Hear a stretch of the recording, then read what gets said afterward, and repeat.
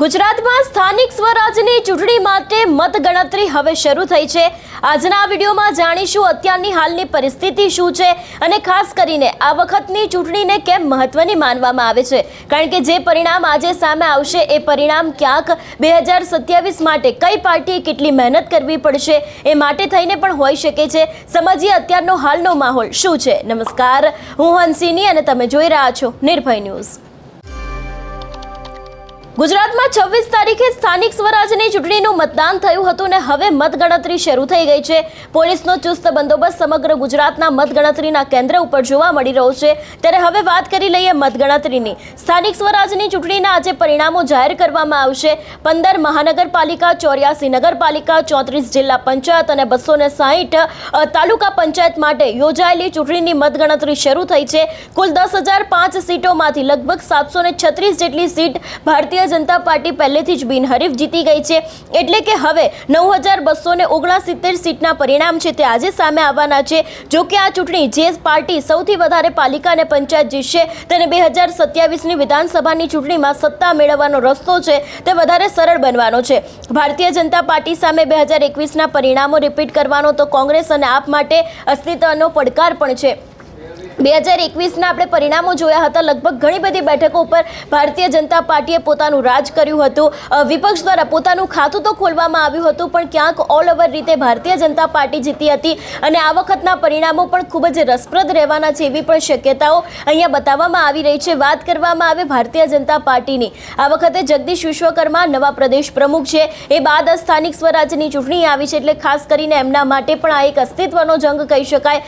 આમ આદમી પાર્ટી છે તો અત્યારથી તેમને સ્થાનિક સ્વરાજની ચૂંટણીમાં જે રીતે મહેનત કરી હતી, તો આમ આદમી પાર્ટી માટે પણ આ એક અસ્તિત્વનો જંગ એટલા માટે કહી શકાય છે કારણ કે વિસાવદરના ધારાસભ્ય ગોપાલ ઇટાલિયા જીત્યા હતા। એ બાદ આમ આદમી પાર્ટી માટે એક નવો ગુજરાતની અંદર ઉદય થયો હતો, એટલે આ વખતની ચૂંટણીમાં ક્યાંક આપ તરફી પર પરિણામ સામે આવી શકે છે એવું પણ રાજકીય નિષ્ણાંતોનું માનવું છે। એ બાદ વાત કરવામાં આવે કોંગ્રેસની, કોંગ્રેસ આ વખતે નવી જ રણનીતિઓની સાથે મેદાને આવ્યું હતું, એટલે ખાસ કરીને ચોક્કસથી આજના જે પરિણામ સામે આવવાના છે એની જ અંદર અત્યારે હાલ કોઈક ના કોઈક સમીકરણો બદલાઈ શકે છે એવી શક્યતા છે। 2021ની વાત કરવામાં આવે તો 2021માં લગભગ 90% સીટો પર ભારતીય જનતા પાર્ટી જીતી ગઈ હતી ને હવે આજે શું પરિણામ આવે છે, ભારતીય જનતા પાર્ટી જે સીટો પર પહેલેથી પોતાનો દબદબો ધરાવે છે એ સીટો પર જીતશે કે કેમ એ પણ એક સૌથી મહત્વનો સવાલ ઊભો થાય છે।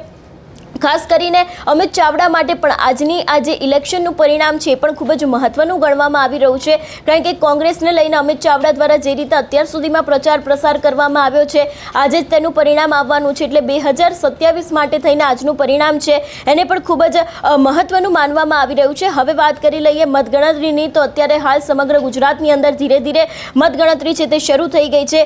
વડોદરાની વાત કરવામાં આવે તો વડોદરામાં 2 બેઠક ઉપર પહેલેથી જ બિનહરીફ થઈ ગઈ છે।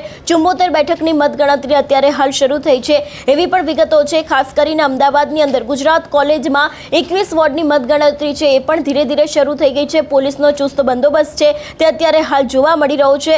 એ બાદ વાત કરવામાં આવે ગઈકાલે ઘણા બધા એવા ભારતીય જનતા પાર્ટીના નેતાઓ છે અને બીજા પણ ઘણા બધા એવા નેતાઓ છે કે જે લોકોએ પોતાના જીતનો વિશ્વાસ વ્યક્ત કર્યો છે, ત્યારે હવે આગામી સમયમાં જોવાનું રહેશે। એટલે જે રીતે ભારતીય જનતા પાર્ટી દ્વારા કામો કરવામાં આવ્યા છે, તો શું જનતા તેમને આ વખતે જે મત આપ્યો છે કે કેમ એના પર પરિણામ આજે જોવામાં આવશે। એટલે ખાસ કરીને હવે જોવાનું રહેશે આગામી સમયમાં કે આ વખતના પરિણામો છે તે કોના તરફી રહે છે। આ સમગ્ર વિષયને લઈને તમારો શું અભિપ્રાય છે અમને કમેન્ટ કરીને ચોક્કસથી જણાવજો।